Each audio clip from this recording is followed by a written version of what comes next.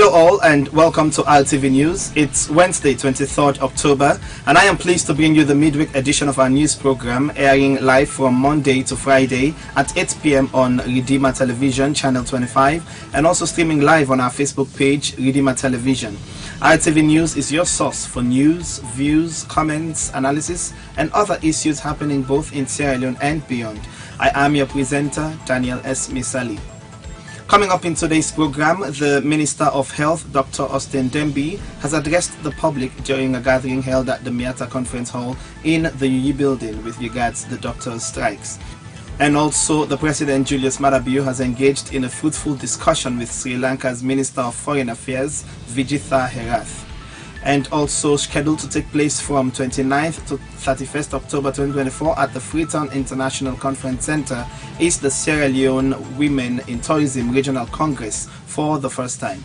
All these and much more plus music break and Today in History are all lined up for you in today's edition of RTV News, so stay tuned.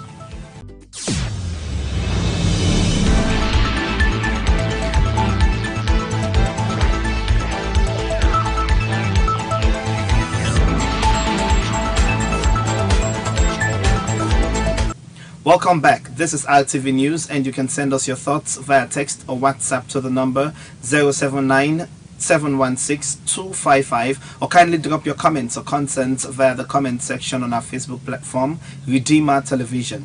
Now let's dive into the first story of today. The President, Julius Maada Bio, has engaged in a fruitful discussion with Sri Lanka's Minister of Foreign Affairs, Vijitha Herath, during a stopover en route to the 2024 Commonwealth Heads of Government meeting in Samoa. The two leaders explored ways to strengthen bilateral relations, with Minister Herath extending a warm welcome to President Bio on behalf of the government and people of Sri Lanka. Let's join our reporter for more on this story. Minister Herath extended a warm welcome to President Bio on behalf of the Sri Lanka government and its people. He reflected on the long-standing bilateral relationship between the two nations and expressed enthusiasm for increased collaboration, particularly in the agricultural, education and tourism sectors. The minister also briefed President Bio on the parliamentary election scheduled for December, but reassured him that post-elections there are significant plans in place to enhance development efforts in African nations, with a special focus on Sierra Leone. He acknowledged President Bio backing for the private sector, especially support for Sri Lanka businesses. Mr. Herath commended President Bio for his leadership role at the United Nations Security Council and for his dedication to fostering women's empowerment and their involvement in governance. He pledged to pursue meaningful South-South cooperation with Sierra Leone. In response, President Julius Maada Bio expressed gratitude for the warm hospitality extended by the Sri Lanka government and its people. He reaffirmed the strong bilateral ties enjoyed by the two countries and offered assurance that Sri Lanka could depend on Sierra Leone's support whenever needed. President Bio noted the positive nature of their bilateral relationship, highlighting their capacity to solve mutual concerns amicably over the years. He informed the minister about the strong trade relationship between Sonbad, a Sri Lanka firm operating in Sierra Leone, and his administrations. The president emphasized Sierra Leone's ambition and eagerness for increased investment and partnership from Sri Lanka in the agricultural sector, indicating that a special meeting at the state level will be discussed to enhance cooperation. He also sought technical assistance for the agricultural sector, recognizing Sri Lanka's expertise. He pointed out that whatever challenges may exist in the agricultural domain, Sri Lanka could provide valuable insights that are attainable in Sierra Leone. President Bio assured the minister that there is ample opportunity for mutual exchange of experiences and knowledge across various sectors, stressing the importance of the South-South relationship. He asserted that sharing knowledge is of paramount significance as it represents a vital resource for both nations. For RTV News, Daniel Success Kama reporting. At a pivotal moment for Sierra Leone's healthcare system, the Minister of Health, Dr. Austin Dembi, has addressed the public during a gathering held at the Miata Conference Hall in the UU building. This address comes in the midst of growing tensions between the government and medical professionals, as ongoing strikes have severely disrupted hospital services across the country. Our reporter has more on this story. Dr. Dembi, in his remarks, acknowledged the deep concerns raised by the nation's doctors who have been striking over long-standing issues regarding salaries, working conditions, and unfulfilled government promises. So I'll frame it now to start the discussion. So a critical piece for all of this, not only got to get fuel for the able for go work. So that one is very, very vital, because as a part of the terms of service, as a part of their employment, the government agrees say all the doctors that when you come, when they enter at grade 9 and above, they enter up to 45 liters of fuel a week. But not to doctors no more. All healthcare workers, in fact, all of the civil service at grade 9 and above, they're entitled to this. It's almost said the Ministry of Health get the largest number of people that will qualify for this. Get over 500 doctors and over 800 nurses that qualify for this. The bill for the doctor they know for every quarter now 7.5 billion old leons, 7.5 million leons. For the 2 quarters, now 15 billion old leons, 15 million leons. The strikes, which have left many healthcare services in limbo, pose a serious threat to public health.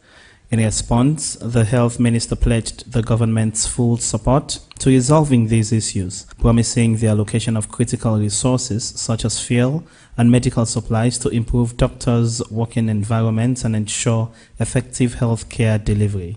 I think what you want to say, we work very, very hard for them to fulfill the field requirement for the doctor then. At the same time, with this new arrangement for get multi-partner engagement, we will make sure, say, you get uninterrupted service over time, and the Ministry of Finance don't commit to that. So what we do now for turn them back to the SLMDA, for remind them, say, this is not to car factory, not to Caterpillar works. These are people in life. They've put their whole life now on a hand. And but who other people like me, I don't be minister for a while, most of the time, maybe buy me your fuel. But maybe I can't afford that. Yeah? We don't know me minister for 1 year and a half, no year more to cast, you know. So again, I think say we don't see the doctor that work and sacrifice. Dr. Dembi also underscored the importance of maintaining uninterrupted healthcare services, warning that continued strikes could lead to dire consequences, including a rise in preventable deaths due to the absence of medical care. He urged doctors to reconsider their actions, appealing for a balance between their demands and the needs of the nation's citizens. In a move aimed to easing tensions, Dr. Dembi emphasized his willingness to engage in open dialogue with the striking doctors, reiterating the government's dedication to finding a peaceful and lasting resolution to the crisis. This moment, he explained, is an opportunity for both sides to work together in the interest of safeguarding Sierra Leone's healthcare system and ensuring that lives are not jeopardized by ongoing disputes. But strike action, not to proper action, because nobody knows the win from that. At the end of the day, people then will die. Picking them will die. I mean, they will die. I'm not saying we're good doctor then get good at. The public eagerly awaits the outcome of these discussions with hopes that Dr. Dembi's engagement will lead to a swift resolution and restore stability to the country's health sector. For RTV News, Daniel Misali reporting. Sierra Leone is set to host the Women in Tourism Regional Congress for the first time. As announced by the Minister of Tourism and Cultural Affairs, Nabila Tunis, scheduled to take place from 29th to 31st October 2024 at the Freetown International Conference Center. This significant event will bring together over 600 women from across Sierra Leone and Africa. The Congress will focus on the vital roles women play in the advancement of tourism within the region, with the objective of formulating a comprehensive action plan for submission to the African Union for implementation by member states. Our reporter has more on this story. Minister Tunis, during her announcement, expressed pride in Sierra Leone's increasing involvement in international tourism, particularly noting that the country recorded a 22% increase in visitors in 2024. This, she highlighted, is due to the government's successful hosting of several major international conferences, which have put Sierra Leone on the map as a growing tourism destination. Accommodate me in this press briefing today for I explain to una further about the regional congress where it takes place in Yana Salon, now the Freetown International Conference Center from the 29th to the 31st of October. This is the first time we Salon they hold a conference of this nature. And this conference, now a conference where we bring together women from across the country, and they bring together women from the African continent, and we do them in collaboration with UN Tourism. When I don't say UN Tourism, now the masters having people inside the UN for tourism business. And in January this year, we able to re-engage with UN Tourism again on a very high level, based on the fact that government decides that they will pay the outstanding dues to that particular body. So when we do that, we able to get an entry point for beginning for engage with them at a heightened level. So in January this year, we will get the privilege to visit the UN Tourism Secretary General, Zurab Kololokeshagli, now in office, now Madrid, where we will go for the FITU, another event, a trade event, which can happen every year, where we will be able to showcase what we get. So we engage with them, and then we share with them the plans that we get for the tourism sector in Salone. She added that the Congress will serve as a critical platform to further boost the country's tourism sector and empower women who are leading initiatives within the industry. The Congress, organized in collaboration with the United Nations World Tourism Organization, UNWTO, will include sessions on policy formulation, leadership, capacity building, and the development of sustainable tourism models that are inclusive of women. The event is expected to pave the way for a long-term development strategy aimed at promoting tourism across African nations. Fatmata H. Keru, the Managing Director of the National Tourism Board, provided an update on the country's preparedness to host this landmark event. For way delegate today, for the first time in the history of this nation, we will host a regional congress with a big UN Tourism Council. You know, it's not easy for bring the body we're responsible for tourism globally for bringing a the country. So many things in there where you need for put in place. And one of them, now, your commitment to that organization. Tell you plenty, thank you, Madam Minister, that through you and the government of Sierra Leone, we're able to get that going, we make with the benefits for, with the benefits soon. In terms of the preparedness for this conference, the ministry and all the agencies don't they work together. And we work with partners there, we work with private sector there. We work with all tourism master sabi people then, for what we can together and plan this. And by doing that, we get an inter-MDA collaboration meetings there, where we do every Tuesday, now the Ministry of Tourism, where all the sector that were involved, the police, Ministry of Foreign Affairs, I believe say even Ministry of Health, and even Ministry of Information, don't they go there following all plan, ONS, and even immigration following plan. She disclosed that the Tourism Board has engaged with private sector partners, collaborated with other government ministries, departments, and agencies, and ensured that logistical arrangements are in place for a smooth experience for delegates. Key measures include securing visas on arrival for international participants, booking of accommodations, and coordinating transportation services. Keru also called on Sierra Leoneans to contribute to the country's efforts to host the Congress successfully. She urged citizens to support initiatives aimed at cleaning the country's beaches and keeping public spaces presentable, emphasizing that the success of the Congress will depend on both both the official preparations and public cooperation. We cannot afford to miss this opportunity to show the world our potential and readiness to be a top-tier tourism destination, Keru remarked, underscoring the importance of this event for Sierra Leone's reputation on the global stage. The Women in Tourism Regional Congress is expected to set the foundation for future growth in the tourism industry and strengthen Sierra Leone's position as a leading host of international tourism events in Africa. Daniel Misali reporting for RTV News.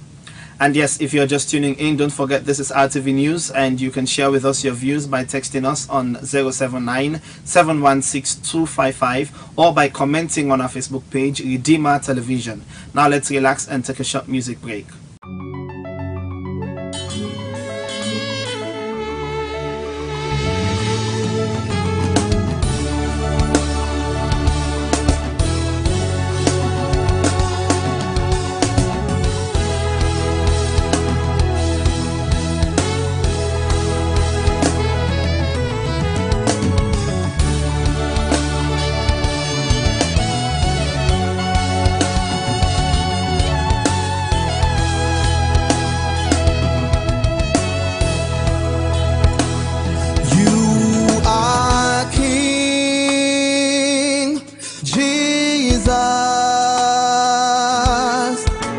You reign and rule.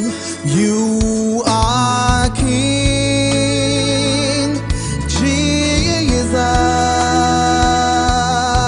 You reign and rule. Welcome back from that short break.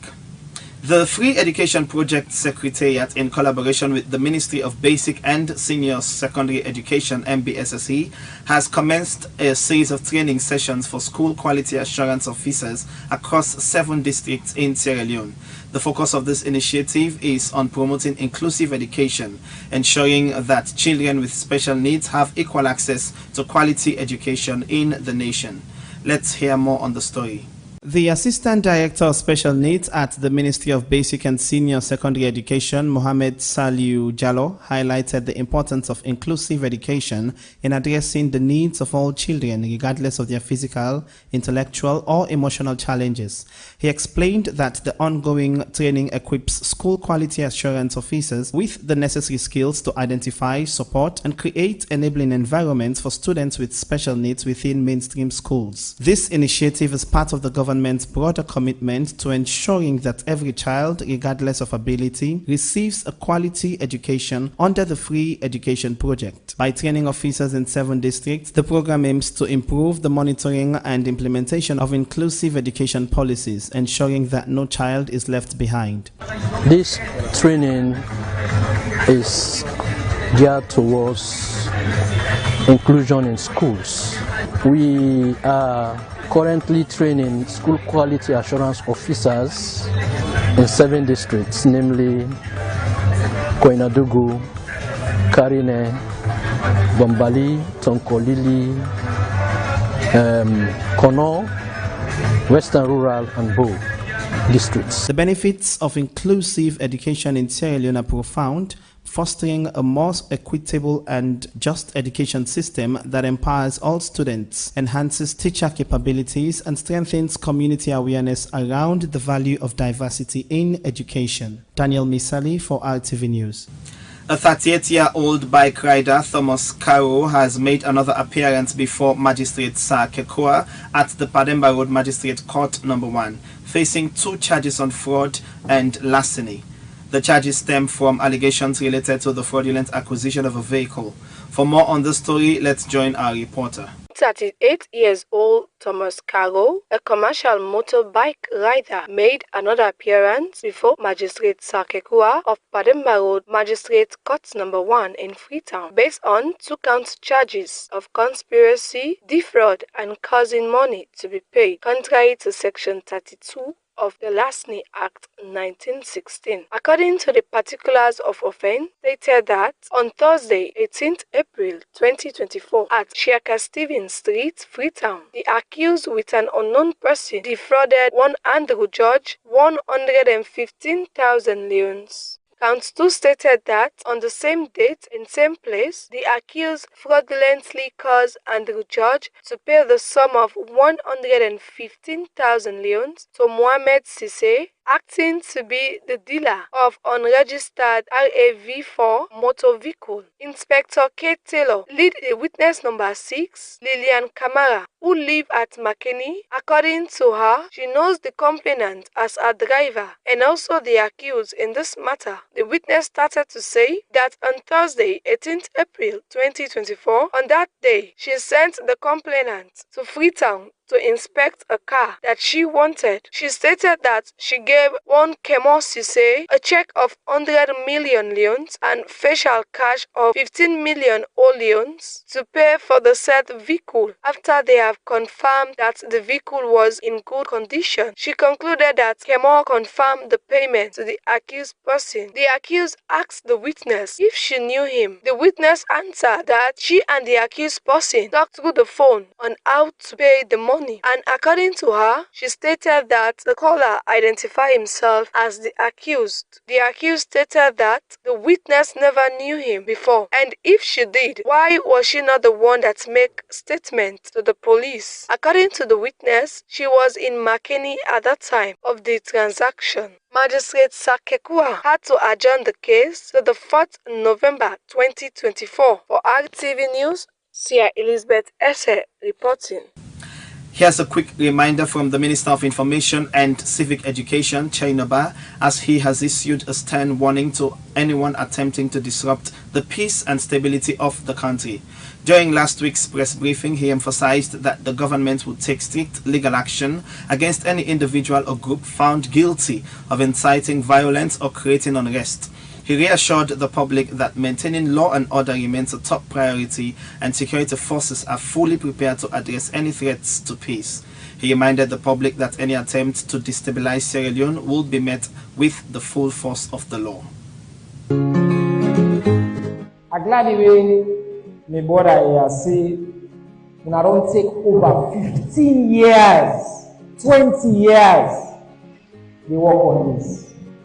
When they make me minister, I commit to when I say, we they finally bring this policy forward. We will bring the law, we will bring sanity in this industry. From day one, that they don't be my commitment. One of the issues when I raise here, when I say, we not include the region. First, we do consultation here. We combine north and some parts of the east, Kono and Makeni. We invite all men and put in the word.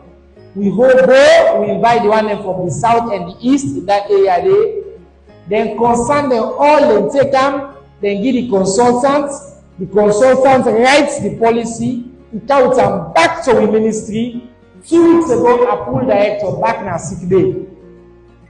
It came to ministry. We go through word by word by word by word. The one rule we get as minister, one principle we try for advance is for avoid creating new institutions. The one institution we already get the name for regulate media at the IMC. Why IMC in my mind? Based on that principle, the recommendation is with a strength in IMC, we add film commissioner at IMC. You know, mean say, oh, I get problem internally in IMC and they won't go to. No, there's a separate welfare issue that will be dealt with within the ministry with UNA, but the classification needs to be set because otherwise, if now government the issue whether they pull film or not, I will say any film where they criticize President Bio, I don't want to let that film come out. You don't want that tomorrow. Everywhere in the world, film industry must be regulated. You need classification, not so. You need to protect even your interests. You need to make sure, say, if you don't do film, somebody else take that film day. You copy all what you don't do, you just change the character there. You need somebody who get the power. The directorate cannot do that. You need a regulator to do that. So when you defend this fetish today, just remember, say, it's a complex sector.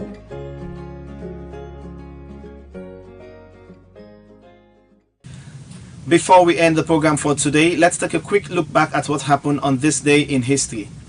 On 23rd October 2002, former RUF spokesperson Jibril Massakoy has denied reports that he was questioned by Sierra Leone's Criminal Investigations Department about a possible army mutiny. Rather, he said the police were interested in his relationship with Mohamed Silla, a close associate of interim RUF leader Issa Sise.